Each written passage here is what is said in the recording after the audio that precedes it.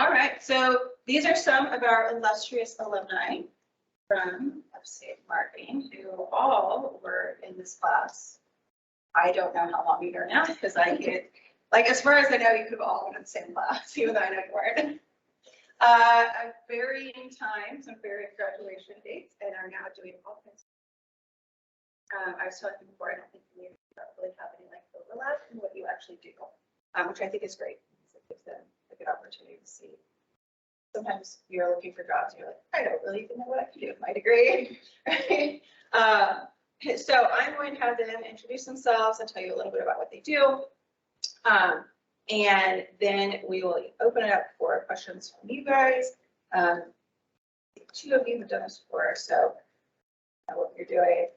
Generally, we're talking about career advice, job search kind of stuff that maybe they could proactively do on their own to make themselves better job candidates, to progress their career faster, everything.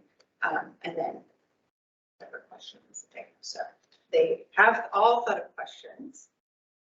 So they should be all prepared with questions, right? Okay, cool. All right. Do you have to? Sure. Okay. So my name is Catherine. I graduated December 2018, and I work at Gerber Children's Wear. So it's marketing all things baby clothes. So it's B2C. I manage our SMS program, our affiliate program, and our loyalty program. But since we're a small team, we work overlap on a lot of stuff. So we just had an event, so we do some fun event marketing. I also help with research, and then like influencer marketing, things like that, digital ads. That's a good little shell. My name is Connor Fowler. I graduated in May of 2020. And I work for Sherwin-Williams in their automotive division. So I joined a leadership development program where they move you to some city for about 8 to 12 weeks to do a management trainee program. And then you go into an assistant branch manager, and then I'm in a branch manager position now. So because we're automotive, we're mostly B2B. So we're selling to like body shops and dealerships, collision centers, that kind of thing. But we do a little bit of B2C just for walk-ins, since it's all someone's trip in their car. They can do that. And then, so there's a lot of different avenues that you can go down. So I've taken a position as a sales rep. So I'll be face-to-face with customers now instead of like the operations side. I'm Hannah Husky. I graduated in May of 2020 with honor, but I work for Spectrum, but I'm on their business side of things. So I'm a business account executive, which basically means I'm in sales for them. But with that being said, if you guys don't know what Spectrum is, it deals with internet, phone, all that good jazz that you hear about with technology. But my role is mainly to bring on new customers, and that normally is businesses that you see coming about in the area.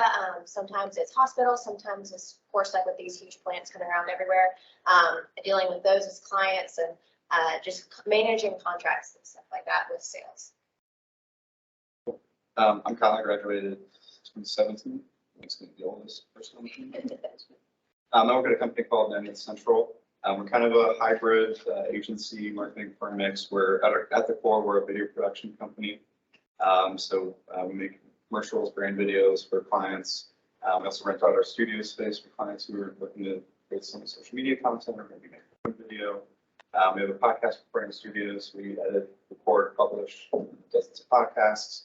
Then we have a social media side of the company too, which is what I lead over there.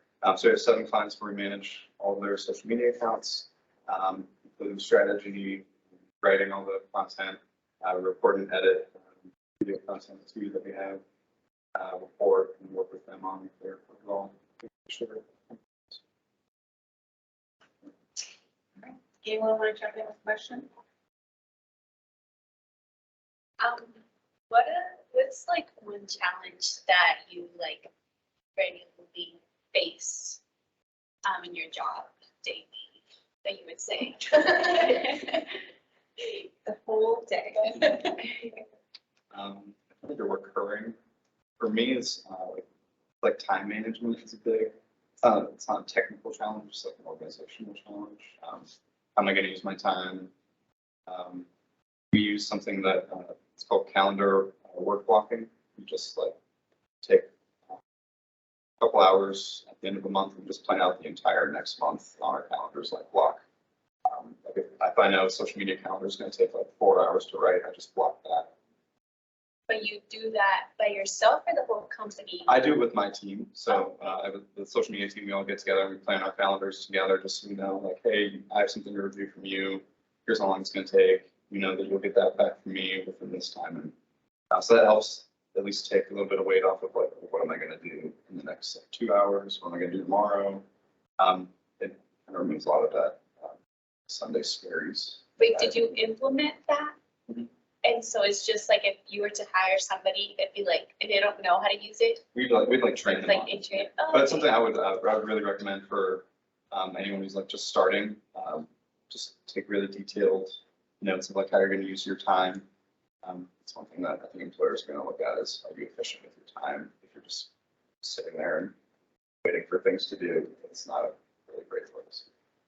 I think one that I face in the industry that I'm in is like keeping up with trends and all the different like science going into it, because at the end of the day, like Tourmaline is a paint company, so you're dealing with chemicals, and there's all these companies that are trying to create like the next best thing.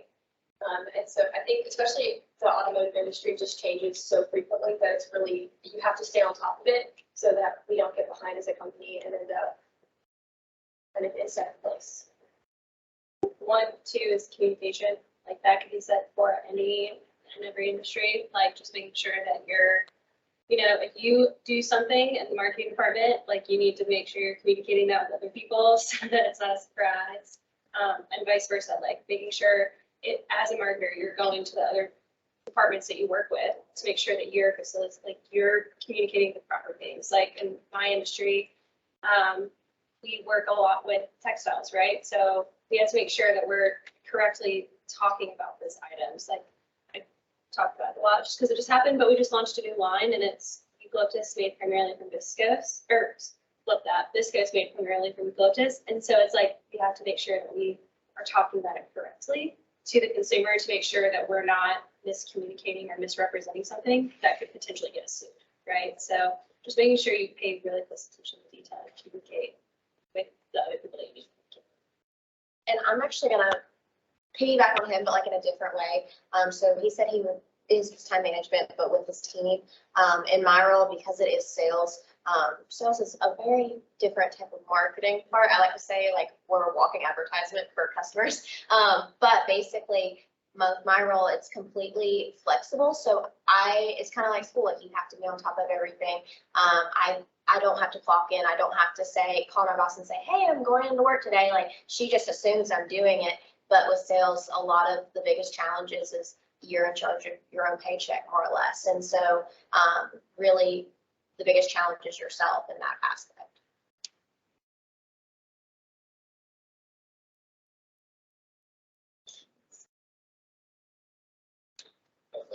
Has inflation affected your job in any way? Oh, yeah. Big time. I think for us, we're a big price point, so it's made our sales go up because everybody's looking for that value brand. So it's been good for our business, but like, or are you talking about from like a personal standpoint of like how much? Like in general, I guess, like for you, like it's good, but like maybe for like cars, like I know there's like a big shortage on cars. Well, More valuable now. yeah, the issue with us is raw materials. So when you have all these supply chain problems and you can't get the raw materials to make the paint, but you can't give someone their car back if it's not painted.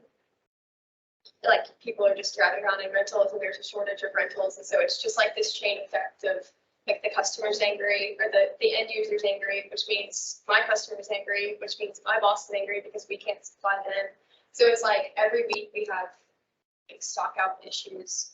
And then when we do actually have it in stock, we've had a 20% price increase in a year, which is unheard of. We've never done that as a company. Really, no paint company has done that. So it's been a struggle. And then the customers are obviously upset because they signed contracts at X amount, and in 1 year it's gone up 20%. So it's been hard to retain customers now. upset. I was gonna say, for us, it's been, it's good and bad. It's been things where we have had price increases, but luckily with our industry, so is everyone else. So it's not something that we take in as a negative because it's not just us. We have competitors who are doing price increases as well. So it's kind of kept everybody on the same playing field.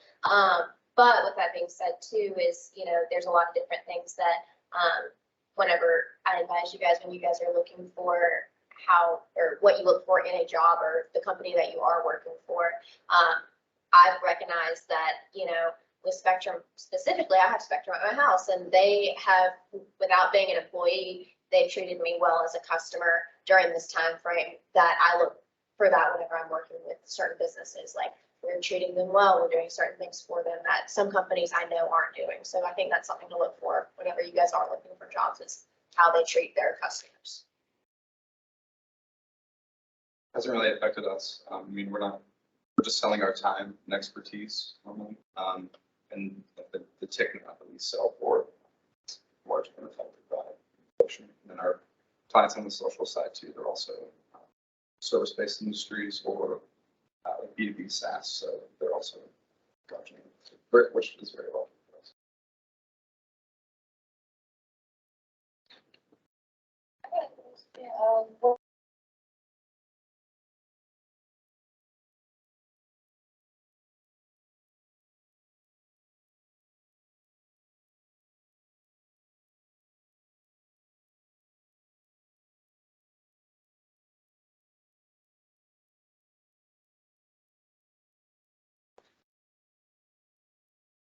Everybody was freaking out and didn't know what to do. So it was like the job market was non-existent. I mean, people were getting laid off, they weren't hiring.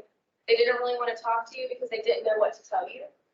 So I think ours is a little bit of a bizarre situation, but it also, to me, told me a lot. Like, did this company lay off a lot of their employees and then immediately hire them back, or did they retain their employees? And then, like, how did they treat them during that time? Like, did they just let everybody go because they were scared? Did they hold on to them and, like, treat them well? So that was a big thing, but the transition was a disaster. I'm being honest, right? Yeah. But they might have better insight on a normal transition. I think it was like it's really hard to find a lane. So, you know, your classes are like wide, accounting, finance, like even here, there's no account coordinator 101 or like a marketing coordinator 101 course. So you still have to find like that little narrow lane where you fit in an organization. And that was hard. The reason I chose marketing was because you get to touch on so many different things. And so it was just like against my nature to want to like find one thing. I think internships help with that too. Like, if you do different kinds of internships, it'll lead you to what you do and don't want to do. Yeah, I was gonna say, I had an internship at a financial firm and I was like, yep, I'm good, can't do that. I'm just like, that's like one of the most regulated industries, right? So like, I didn't want to have one hand tied behind my back and try to be creative when it's kind of, in my opinion, a boring industry, right? Like, that's why when I ended up figuring out, like, finding this job, I was like, oh, direct to consumer, this is awesome. Like, now I can be hands-on with the customer, but then also working behind the lines and kind of figuring out like who they are, what they like, what the trends are changing. Because like, obviously we want to get pregnant moms. That's our target audience, because then we can keep them for up to 5 years. That's ideal for us. So, but I think my biggest struggle with the transition, I mean, had an internship and then I had like a little side hustle doing social media management, and I was bartending at the time, and I was just like, I hate reading these job descriptions in and out. It gets like, you try to sit down and do it, and then you get through like 30 minutes and you're kind of over it. Like, it's just a lot. And so I think just like dedicating some time to it, not getting yourself down whenever you don't get a call back or you don't fill out X, job applications in a week. Like, just be kind to yourself in the process, because you're kind of making your own mold, right? So that would be my biggest suggestion, is just be patient and kind to yourself, but don't be like flat, Well, and Connor already said we had gone through the COVID transition, but fortunately for me, well, it was unfortunate at the time because I was like, am I still going to have an internship? But I had a summer internship following graduation. And with mine, I ended up, it was a tobacco industry, which is completely different than technology industry. So I did my internship for the 2 months, and then they offered me a job following that. And I was like, why everybody's like not looking, or this is just a job that I landed sort of thing by doing the internship. And I was like, I'll just follow through with it. But during that time, I did learn that is not for me, that what I was selling, I knew I couldn't be the best employee for them that they were looking for. But what I did realize in that process was like, it landed me where I am today. And so I think there's going to be a lot of different things coming out of college that you guys aren't supposed to know exactly what you want to do. I mean, if you do, that's great. I did not. However, I think every single step and every single meeting that you go in, like there's a purpose for why you're in there. And like, even if it's a no, like she said, or if it's a yes, like, and you take that opportunity and maybe it's a few months down the road, you're like, is this really what I want to do? Or maybe it's a few years down the road. It's like, is this really what I want to do? It's okay to start changing different things because the world changes and so do our personalities, sometimes what we like doing, but definitely just trust the process because it is a process. Now you're saying how Spectrum has a good like work environment. When you're interviewing, is there any way you can tell if you're going to fit that environment? Absolutely. One of the biggest things that and I can say this because I did it from a tobacco standpoint to a technology standpoint. I asked the manager, and it's something the person interviewing me, I said, what would your day-to-day employee's day look like? And there was one time where I had a manager say, I have no idea, you'd have to ask them. Well, to me, there should never be a manager that doesn't know what their employees' day-to-day look like. So that was a key question for me, just to kind of get the feel of everything sort of thing. But with that being said, there's certain things that I value in my job that I'm like, this is why I stay, this is why I do what I do. And that's different for everybody. I know me and Connor have very different ideas of what that looks like in our world, but we enjoy what we do at this point. And so, I mean, it's up to you. I really do think whatever you really think is on your top list, like just because somebody else that's not on their top list does not mean it doesn't need to be on their top list. I think it should be equally you interviewing them as they're interviewing you, because at the end of the day, they need you just as much as you need them. I mean, the job market is really competitive, sure, but like a quality candidate, like don't just take a job just because they offer it. Like if it doesn't feel right, it's probably not right. I totally agree with everything they said. Like you're interviewing them in the whole process. Like one of the things that was important to me, I asked in my interview, like, what do you do to be a part of the community? Like, how do you give back? Do you do volunteer days? You know, like, what is it that you're doing to be a better part of this, like the community in which you are currently in? You know, that was like a big thing for me. And then, you know, I think another really great question, and it's not necessarily about like the environment, but it kind of is asking how your performance would be measured. Because if they can't answer that, or they can't help see, like they need to be able to see like, okay, this position could grow into X, Y, Z. If they don't see that, then it's not going to be worth your time to be able to waste much time. I mean, in my opinion, maybe you need the experience, you know, but if there's not growth opportunities in that job that you're entering, like I wouldn't want to take it. Yeah, every company now has some set of values, mission, purpose statement, something like that. Always ask that. First of all, if they don't know what it is and they're interviewing you, probably assign it on a really strong like culture, team identity. But also you can look them up beforehand too, on our website. But listen to them too and really ask yourself if you agree with them, if you value those same things. A lot of times that flows into like their structure.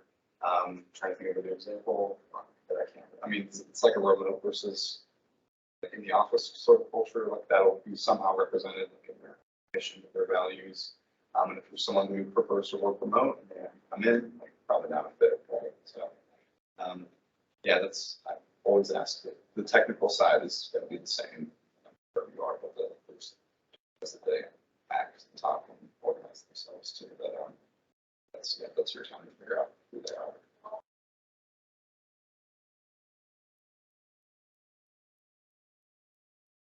How did you, Sorry, go ahead. how did you come to the company you're at now? Like, did somebody reach out to you? Did you apply to it? Like, what made you choose to like say yes to the company that you're working at now? I found them on Handshake.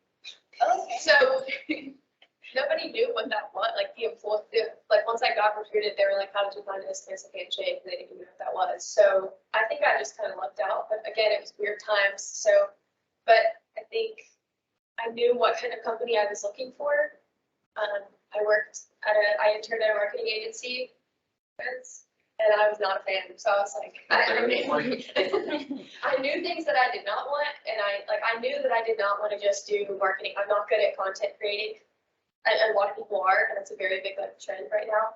And people are great at it. I'm not one of those people. So I think just like being honest with yourself about like strengths and weaknesses and seeing what the company is going to offer that you could provide strength for. But I said yes to the company because it's a reputable place that treated everyone fairly during hard times and had a lot of growth opportunity. Those are my top reasons. Pretty much not good. I was gonna say, I ended up where I am today, definitely through networking. That is one of the biggest things that I learned. Actually, I learned it here. But you know, every single person that you meet, you may never see them again for like 5 more years, but like the second you see them, if you've made a good impression or you've said something that they remember, like they do remember you 5 years down the line. And that's how I ended up with Spectrum. Like I said, I made a career shift, but there were different things that they remembered, just having conversation with me. And with the role I am now, normally you have to be there for a certain amount of years, but it was just that trust of like, hey, this person has done this, this, and this, like just give her a chance sort of thing. And I'm still here, so I must have done decent. But I think one of the things that like made me, you know, stay with Spectrum and really enjoy it is the fact that I'm married, I'm about to have a baby, but it's one of those things that like I know they are going to be good for me in the long run with my family because family is important to me. I know that they are flexible. Like I'm here today and I didn't have to tell anybody, you know what I mean? But it's one of those things, but if it's my personality, it's my schedule. And I think that's very important. So the COO at my company now was my supervisor at the marketing agency that I worked at that Connor also worked at. And I got that job just by luck. It was just like show up. I didn't really know what I wanted to do my last semester. And so I just started doing, like I said, I got an internship upstairs with a video production company. And ended up doing like social media for them. And I kind of like that. And they connected me with other like local businesses who also needed help with social media and websites. So they kind of like accidentally gave me a company to run. So I did that for a few months. Then I realized that I did not know anything about running a company or actually like being in the agency. So then I applied for internships. I Googled, or I went to the Greenville Chamber website. I know I wanted an agency in Greenville. And I went to all of their agency listings and I emailed every single one asking for an internship or an entry level job. I got one response and then started that company. And then 2 weeks after I started the internship, they offered me a full-time job with my now COO. So it's kind of networking in a way. But yeah. Once you get your foot in the door, making sure that you are building good relationships with your managers and your managers' managers and those kind of people, because when they do start branching off and they leave and they start doing something else and they knew that you were a good employee, they're going to want to take you with them. And a lot of the time that's where the growth comes from. They like kind of get the ball rolling and then it just goes up. You might be the only one who actually just applied for jobs. Because that's exactly what I did. I went ham on it. I was applying jobs left and right that I thought would align with me here and elsewhere. I mean, I was applying for jobs in Chicago and California, Texas. I was like, screw it. Let's see what I get, you know? And I ended up getting several interviews and I had one job offer a week, like 1 week I got a phone call, they're like, hey, we want to offer you a job as a salesperson in Greenville. And I was like, sweet. Let me at least have to the end of the week. And then I got the job offer from my current position and I was like, yeah, I want that more. Because I didn't want to have to drive to downtown Greenville every day. I didn't want to have to be in the office at 7 a.m. every morning and then deal with traffic, because I was living in Sprague at the time. I was like, this is just chaos. And I didn't really, like, I shadowed the sales girl for a day and I was like, I don't know, this is exactly what I want to be doing. And I'm really happy I did that because the place that I'm at now is awesome. And I think it's also important to just like understand like your worth going into things. So like, yeah, you might be going at entry level, but you're like hungry to learn and to grow, right? So use that to your advantage because that is something that I've used to my advantage in my current role. And I've had other job offers. I've had people now recruit me and I've had interviews and I've been this close to leaving. And then I go and I tell my boss like, hey, I got recruited and I'm gonna be leaving. They're like, no, wait, don't leave yet. And so they, it's just important. I think that then you can have those conversations like, okay, I've been asking for this, you have been doing it, so you've got now a timeline to do it. Otherwise, someone else values me, so I recognize that, So I think it's important to like use that to your advantage. Without being like shady about it, obviously, right? Like don't be a jerk.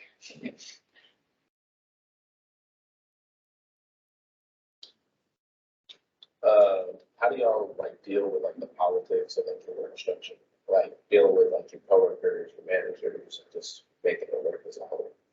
I think that comes down to your emotional intelligence.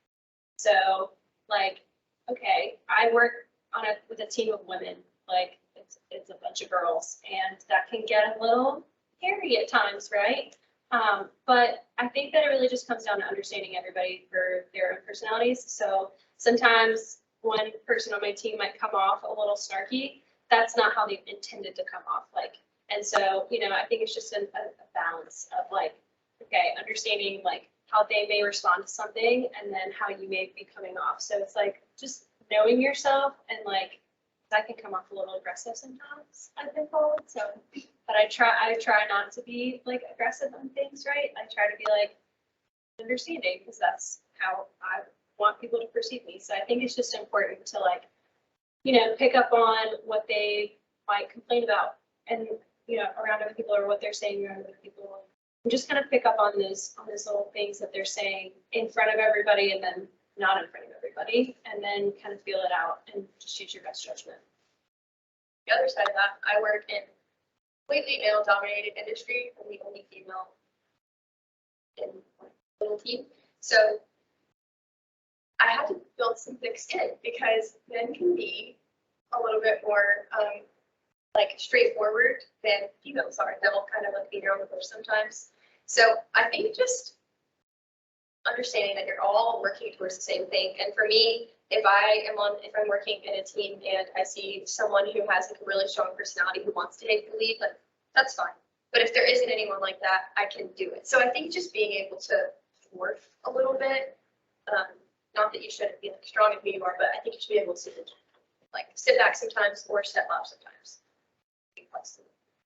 And again, there's like different parts of it, but I'm the youngest person in my role all across the nation. I found that out like last week and I'm like, there's no way, there has to be somebody else. Like I don't know. But with that being said, I get looked at like I'm young, but because I don't have that, 25-year experience, I must not know that much, sort of thing.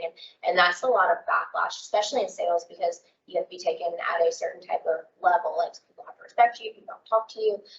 But with that being said, I think coming out of college, like you guys will be that one person coming in and you are the new person. And whether you're the only girl or you're the only boy or you're the youngest or you're the oldest, I don't know.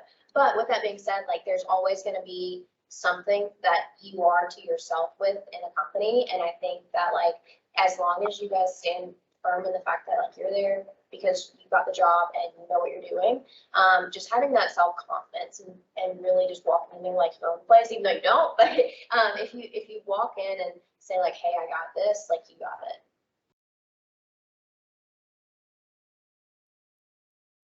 it. We're really small, so we have 10 people, and our hiring process is really long. We have 4 or 5 rounds interviews just to make sure that we get the right people in, so we don't. I mean, we have, like, our biggest issue right now is like somebody forgot one thing to like deliver to our team. It's just, we just talked about it, and it's fine. Where I've had like issues before at the aforementioned marketing agency. I think it's just important. I didn't learn this until like after I left, but there are two types of things, and at your job, there are things you can control and things that you can't. Just kind of focus on the things that you can control. It'll kind of make those just melt away. So a little bit less important. I would also like to add one more thing because I wrote about it in the senior seminar and I just remembered it. But I had an internship way before, like I was in the middle of college, sophomore year, and I actually left the internship early, and I felt so guilty about it, and because I was like, I don't even know what professor I went into, but I was like in tears, and I was like, I left, I don't know what to do, like, is this bad? And they were like, why'd you leave? And I was like, well, at that time I was in HR, and I was HR interning, and the company was doing a lot of things that I was not cool with, and I was like, I don't want this to be like, because when you're with a company, you kind of like become their brand, and like I didn't want that to be their brand, and so I left on the fact that like this is not me, this is not who I am, and I think that should be another thing that you guys think about is like, if this company isn't aligning with what you believe in, then it's not the company you need to be with. And it's okay to leave, and it's okay to, I mean, obviously you don't want to, but it is okay to say no sometimes because of certain things that make you feel uncomfortable. And if that ever comes about like that, it is okay.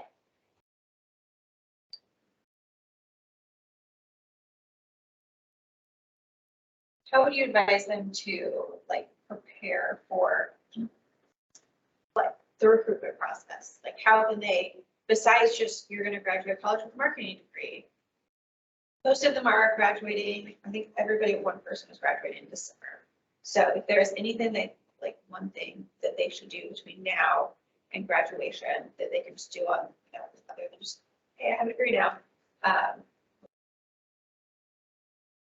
Or maybe it's more than one thing. Get your LinkedIn looking right. They look at it, they really do look at it. Yeah, get your LinkedIn, clean up your social media accounts, being private, if they're not private, like obviously all the basic stuff that they told do it. Because the moment I hear that we're interviewing someone, I creep. And we're in marketing, right? So it's not hard. Like we can figure it all out. So, you know, I think that's really important. Just making sure that you're representing yourself in a light that represents you well.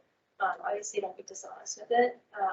But I think that would be like my biggest piece because, I mean, between now and then, it's like you're going to start applying for jobs and you're like hoping that you're going to get something and maybe someone will hire you right after and that'll be awesome, but you just never know, right? So I think that would be like the biggest thing. And then just prepping yourself for the interviews. So even if you get interviews and it's not with a job that you want, use it as practice. That's because I had several interviews where I like walked in the door and I was like, oh yeah, this is it. But I was like, I'm just gonna go through this because it's gonna make me more confident for the interviews that actually matter. Those are the ones you have the more confidence also because you don't really care if you get it or not. So you can just kind of take a new tactic that you're not really, you have nothing to lose. You take this new tactic of how you're going to interview and see if it works. I would say, talk to your professors, like whichever one. For me, I did it in a way of, I knew this professor and he may still be here, but if he is, I'll stop by and say, hey. But the one that critiqued me the most on every little thing I did, and like, I couldn't walk out of there with an A, I had to have like a B+, and it was a 0.9. I had him look at my resume, I said, fix it. Whatever you think needs to be fixed, fix it, because he was the one that always knew what I needed to work on. So like, that's the person I want reading my resume. And then I went to a professor who, you know, encouraged me. Like I needed a little bit of happiness after that. And then I said, fix it. Like, and then I took their 2 notes, put them together, and like, if there were things I needed to work on, obviously I fixed it. If there were things that, you know, professors thought or somebody thought that this is going to be a highlight for a job, because I didn't know what people were looking for at the time. I made that a different statement in my resume, and I think resumes are very important for whenever you're going to look for a new job, and of course LinkedIn is as well, but it's practically your own little online resume. But with that being said, on paper, they like to see how you create things. So I think that's very important. Say do two things. First, start putting together a portfolio, and you probably don't have a ton of like work to throw in there, or you think you don't, but anything you've worked on, an internship, make sure you're keeping track of that or have that somewhere where you can pull up. And then any projects that you've done in school too. I know that there's several really big like milestone projects that you do throughout your course. Make sure you're keeping track of those. Any papers that you feel like particularly proud of, just put them in a Google Drive folder somewhere just so you can reference them later. Employers know that you're not going to have like a thought out like marketing plan for like Verizon. They know that you haven't worked on anything like that, but showing them that you have worked on is kind of a good thing to kind of draw assumptions from that. The second thing sounds a little bit weird, but I'd take some personality tests for yourself. Try to understand yourself better. So that way you know like what kind of culture you actually do fit best into, kind of like structure, organization, what is best for you. And it goes back to the emotional intelligence. How do you deal with people around you? How do you deal with situations that don't go well, because many of them don't go well, as you expect. Yeah, just keep track of those scores. Like we hire based on Enneagram, which again sounds really weird, but it's super important to us, and something called a working genius assessment. We regularly meet and talk through our personality assessments. We talk about like maybe conflicts or like misalignments, miscommunications that we've had, why it happened.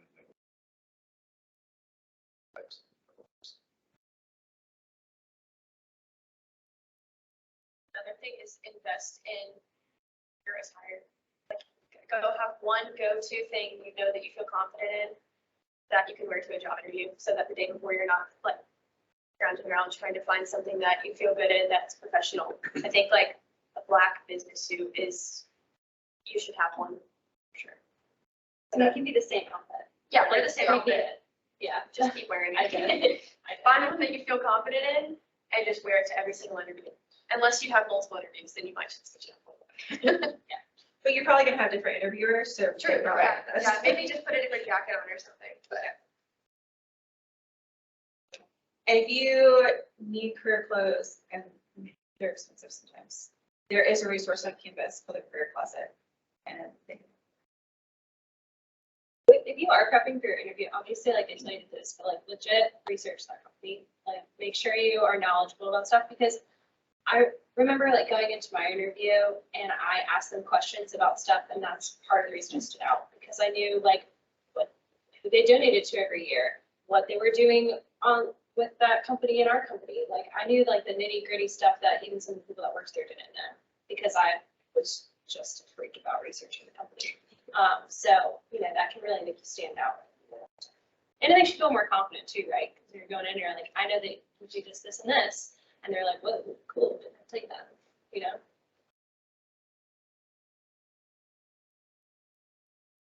questions from you all?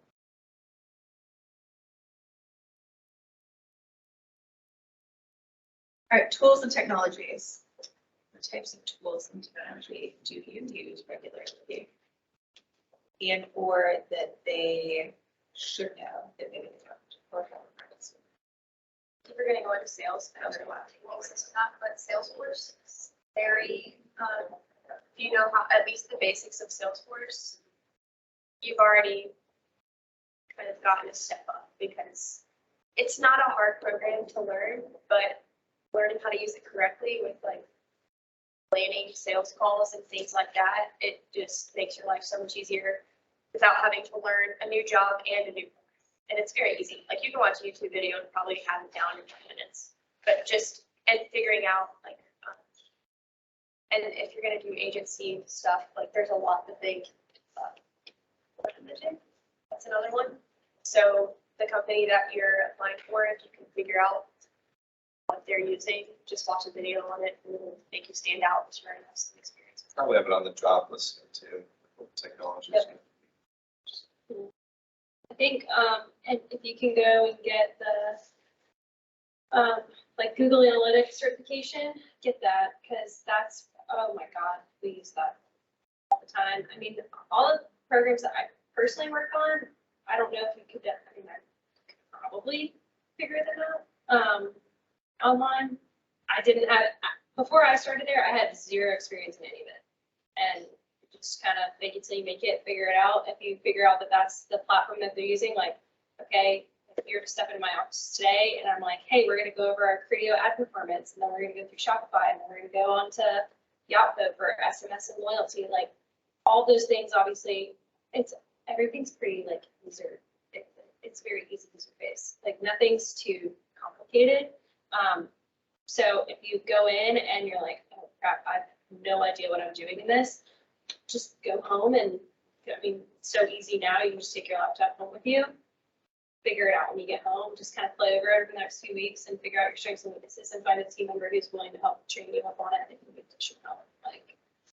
And with us, luckily we had like a training period of like 2 weeks, but a lot of it, like we use Salesforce, we have a lot of internal software stuff that is specific to Spectrum itself. So there's some companies that do that, there's some companies that don't, but if it is internal, make sure you take that training seriously, because I've had to train people who don't, and then they're asking me the questions that I'm like, it was here, you know, and so I would just take that time seriously if it is internal. But I will also say, technology-wise, this is so baseline, and like I feel bad for even saying it, but know how to write a professional email, because there's so many times where I'm reading an email and I'm like, did this person like make it through 5th grade? Like, and that sounds awful to say, but I mean, at some point, like you're in a career, you're in a professional setting, like act like it. And I think that is something that I think there was a course here at one time where it was like professional. I don't even remember what it was, but at the end of the day, know how to do that and know how to compose like for me personally, we have work phones, know how to compose a professional voicemail, like look up different templates, look up different things, just job specific to whatever you go into, just kind of know the baseline of what it looks for you to be professional in that setting. Turn your spell check on. Yes. It's a big one, especially like, I mean, I'm OCD about like writing, and I make mistakes all the time. And I'm like, thank goodness I put this on. Like, it catches a lot of errors, especially when you're like flying through your emails. This helps. Grammarly premium, that's $15 when you spend. And I also sent you like a digest. Help you through our writing, which is just a good like. Tech stack is big. Know how to write your email, but also know how to use your email. We have an email tool called Front. We can tag people in on other emails, so instead of like forwarding it and just getting lost in like the ether of whatever you're in the email box. Slack is a communication channel. Trying to think things I've done like just today. I was in analytics earlier today. I was in Google Tag Manager earlier today. We have a social media management tool called Sprout Social that we use. So we use. It's the best. It's the best. We also use Workmanship too, which is project management. A good company that like wants you to be successful from day one will bring you up to speed on like how they use these tools. But it's also good to know between the time that you accept the job, like how to use them at a basic level. I mean, you guys grew up with technology. I don't think it'd be hard for you to pick up anything new, but it's always good to know how to make. They have these tools because it makes the processes more efficient. So it's always good to know how they like to use them. Like when I started, like I did not have any experience on these platforms, and then like right after I started, marketing manager and the social media girl both quit, and it was just like me and the director, and we're just looking at each other like, holy, all right, we got to get this done. And so we ended up getting more teammates on, but like that was like a sink or swim moment, you know. So I ended up having to train myself on a lot of stuff. So even if you don't have a team that is like good at training or is necessarily like training you well, like just know how to teach yourself. Like, I mean, you just went through college, pretty much having to teach yourself a lot of stuff. So use those skills and just be like, you know, on it. Every single platform that you use will have a help center, every single one. So if you can't figure it out, or the person that you need help from on your team, just try to see if you can figure it out on your own, because that'll also help you like down the road.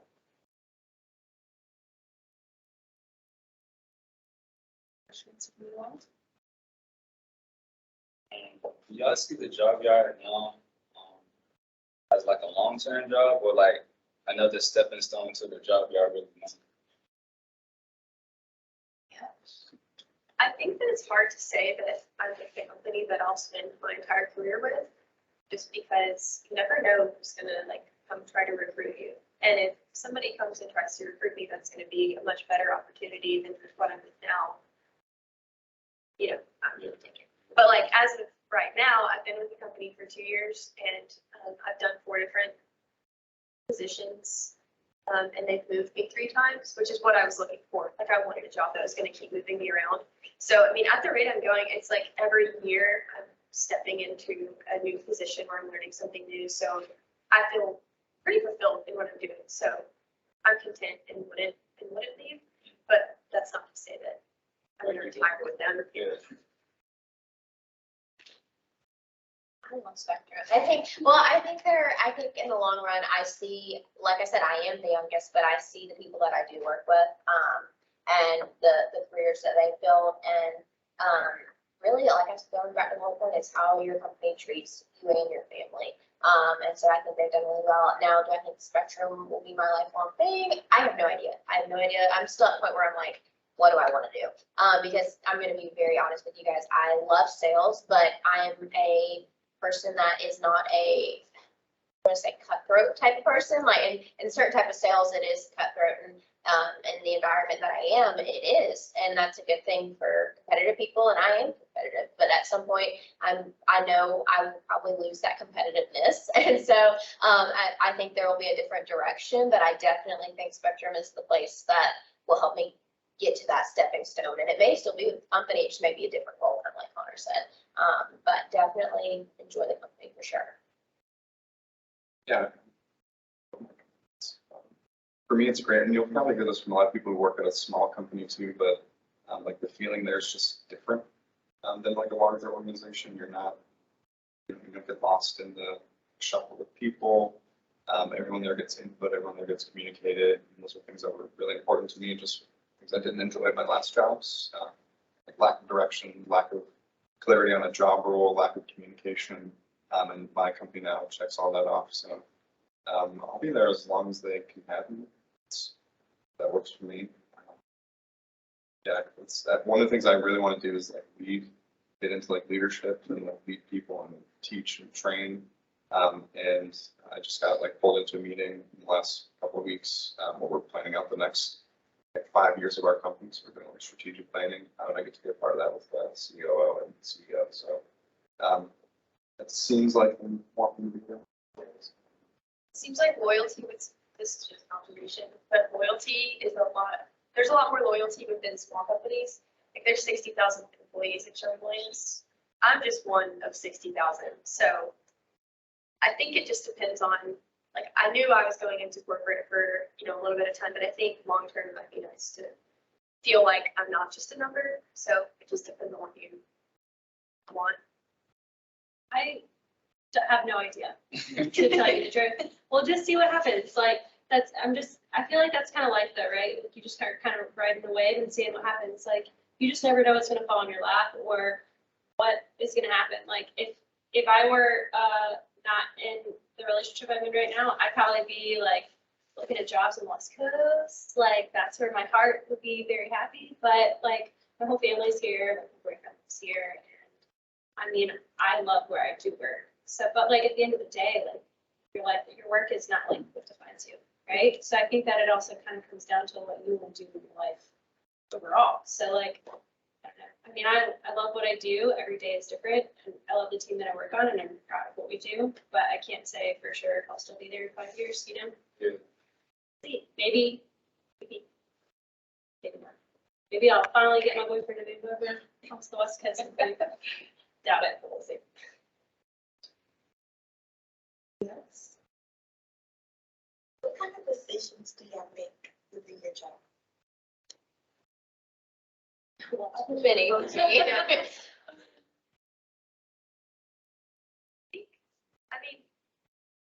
I'm a branch manager right now, so I have 3 employees under me.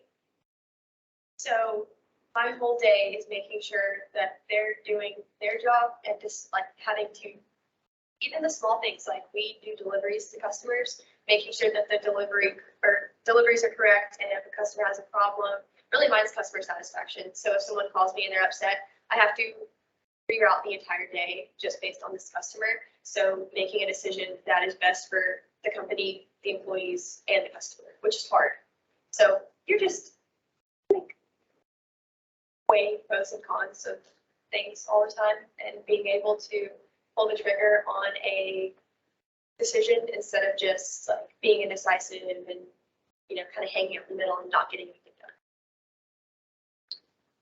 done. The decision that I make all the time is this worth it? And that's what I love about my job, honestly, because I work by myself. I mean, I have a team of people, which is technically considered a team, but we all sell against each other. So it's not really like a team, if you will.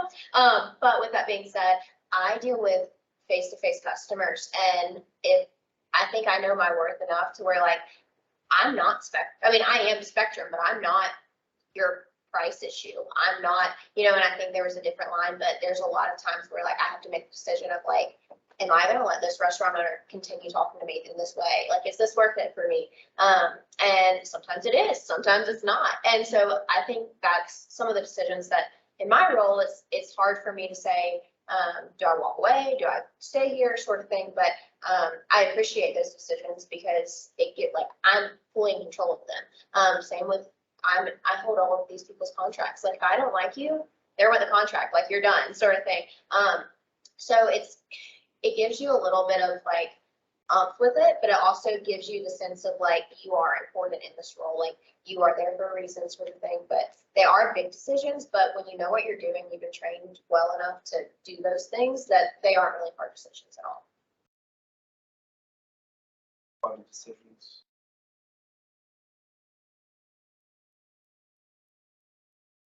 I don't know. I mean, like firing is a decision that I've, thankfully I haven't had to decide on firing anyone yet, but I've hired a few people. That is a hard decision to make for the first time. I mean, like work related, everything's a decision for me now. So like supervising a team, so everything that goes to me for review and approval, and so it's deciding like, does this meet the client objective? Is it brand voice? Is it brand guidelines? All those things. Decide like, hey, is this a good chance to pitch a new service to a client? Not a good salesperson, so it's really hard for me. I had to write my first contract 2 weeks ago. And I've like sold things before, like a couple $100, like here and there. Writing a $150,000 contract, very nerve wracking. The word choice in that is a decision. Every like client communication is a decision. They have this question. Here's my like gut answer. I have to run it through like the client filter, like what sounds appropriate, objective. I think everyone's job is just decisions and how will you make them for your 40 hours a week. Yeah, I have a lot, like, because I work on a lot of different platforms and programs, it's a lot of decisions. So like part of my job is media buying. How do you determine what media to buy? And, you know, like with that, it's like a lot of my decisions that I make at work come from like a logic perspective. I'm looking at the analytics. Okay, give me the analytics of your website. What is your, you know, female versus like all the demographics, all that fun jazz that you get to talk about in all your classes and kind of beat to death is literally my day to day. I'm analyzing all of our customers. Then it's like, okay, text message marketing. Okay, how do I determine what day and what time and what I'm going to say in all the text messages? Like, how do I determine the flows? Like, it's a lot of strategy, a lot of decisions that I make, but it's fun, right? Like, it's fun to do the testing, like A/B testing. It's something I get really nerdy about, and I don't know, I have a lot of like decisions in terms of like what you're purchasing, because like I help with the budget a lot, so I've learned my boss really well. So if I find something that's like, oh, this is an awesome opportunity for us, but it's expensive, I can look at our budget, determine if we have enough money to do it, and then go pitch it to her and be like, hey, this fell in my lap. I'm just going to a call. yes, it's a lot of money, but I think we should do it, you know, and just kind of using that to your benefit of understanding your bosses when you get there and pitching what you think that they would go for. Because, I mean, I get extra money added when I find opportunities like that, that they're like, they have like a hidden budget that I don't get to see. And then they'll be like, oh, surprise, here's 75K. And it's like, thank you. Appreciate that. It's fun. Any last questions? All right, if there was one thing that you wish you'd been told before you graduated, what would it be? Or just any last final pieces of advice, something you wish you haven't said that you would like to tell them? Or I think the best piece of advice I was given and do wish that I would have known going into is if you're able to, the first 5 years, just stay flexible about what you're doing. Stay flexible about where you live, what kind of job you're in, if you take this promotion or if you shouldn't, if it comes available and you can do it, go do it. So I think that's a big thing that has driven my career life. They asked me to move to Memphis, Tennessee, and I was like, I don't know anything about that place, but okay. And I had 2 weeks to go. And then I had a week to move to Savannah, Georgia. So it's like these opportunities come up, and if I don't say yes, then I just missed out and it goes to someone else. So if you can, just be okay with saying yes, stay flexible. I was gonna say, a lot of times when I was looking for jobs coming out of college, like, I don't know where I got off thinking like I deserved a 200K job, but that is like the one thing that I was like looking for was like the salary, like, okay, well, they don't have it listed, so like, why am I even applying, sort of thing. But with that being said, there's so many great jobs that like, you are entry level, and I think that's what like I needed to get slapped in the face with. Like, entry level, like, you obviously in corporate world, you work your way up. There's certain things that, but I think we're like getting out of that phase. Like, we're still in it, but I think a lot of the world is changing. Like with COVID, we were COVID graduates, you know what I mean? So with that being said, like, don't take the number that they give you. And I mean, if it obviously know your worth, but also know that like there's opportunity following that. Like, that is just the minimum. And like, you have an opportunity to make maximum, but don't let that be your only setback, because that job that may not look like what you guys want salary wise may be the best job that you ever have. And then in 2 months, they may offer you a promotion that would be where you were looking for. But if you didn't say yes at that very time because you were like, I don't think I can do, like, that's just not what I was thinking, then it's definitely a missed opportunity. And I think at this age, like, you guys have so many opportunities, and a lot of it, which is kind of cool, which I kind of wish like I had it, but there's more remote opportunities. There's more work in the office opportunities, more hybrid opportunities. Like, there's so many different avenues and routes and ways to look at it than there were before. So I think just take every inch and enjoy it, because you only get to do this once. So Don't make bad decisions. yeah. I think I got a lot of good advice.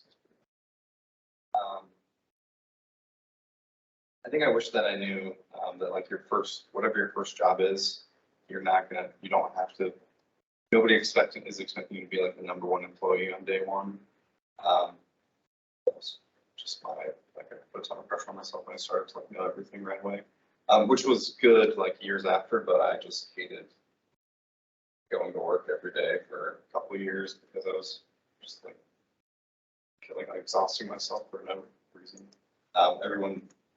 Once you start, people know that you need to learn some things, and that it's okay to ask questions.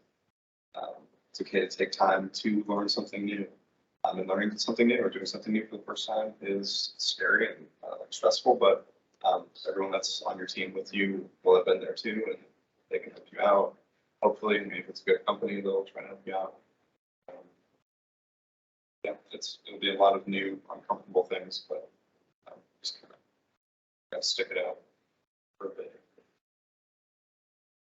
I would say if there's like a job that is your goal in your career, like if you're like, I want to be a marketing director, I want to be a marketing manager, I want to be I don't know, XYZ. Look at those jobs and see like how you get to that path and then determine like what kind of job you need to get there, right? Like maybe sales is part of that job and you need to have some sales experience. Maybe it's not. Like, kind of get a feel for what your overall goal is, because then you can just kind of work your way towards it. And then if that changes, then you still have all this other experience. You know what I'm saying? And then also just like you don't work you work to live, you don't live to work. So just have a happy, good work-life balance, because they will take advantage of you. Just, it's after 6 o'clock, it can wait, like, fine, maybe 5, I kind of vary in my days. Or I'm like, okay, I'll help you. And then, okay. Need to show my, so just be nice to yourself. This is just like word of advice. If they offer you a corporate phone, but you get a choice to not do it or do it. Because I have my personal phone and I have my work phone. And for me, it's like, I had a really hard time balancing work-life balance. It's like at 5 o'clock, okay, well, like my manager's still calling me, there's people still reaching out to me at 5:30. But then I was like realizing like, I'm like off the clock technically. Like I'm not a worker right now. So I think it was a nice little physical device that I could literally just turn off. And like, I didn't have to turn it back on until 8 a.m. And I think for me, that's just how I learned. That's how I just kind of manage things in my brain. But that's like a little tip of advice. If they offer it, take it, because you can decipher which is this phone call really that important right now, sort of thing. It's not. Yeah, it's really not. It's not. When you go on vacation. Yes. I have somebody, and you may be this way, but I actually just had somebody, he left with his fiance to go to Italy this past week. And he called me, he was like, I need you to call my voicemail to make sure it rings over to like my phone there. And I'm like, why would you ever do that? And he's like, oh, I don't want to miss out. And I'm thinking in my head, like, don't miss out on the moment that you're about to have. And I think we're also, I'm still young. Like, there's so many moments in life that like, you don't want to be, kind of like she said, like, you don't work. You said something about working to live, but anyways, that's the whole like idea is like you're doing like it's a career, but it's also some people say it's their life because that's all they want to do. But you guys also have a life outside of your career too, and you guys are important, and your mental health is important. So Yeah, every time one of my coworkers comes to me freaking, like, there's one girl that just like, she's one of those like she's a workaholic. It's gotta be right. She gets a little uptight, she'll come to me and she'll just be like so stressed out. She'll call me sometimes at 9 o'clock, like worried about stuff. And I'm like, hey girl, we sell baby clothes. It is all right. I promise. It is okay. Like everything will be all right. They're still wearing their clothes. More babies will be born as we speak. Like the show goes on. It's all good. Mistakes will be made. We're all human. So, I think it's just important to remember. I left my corporate job for vacation one time.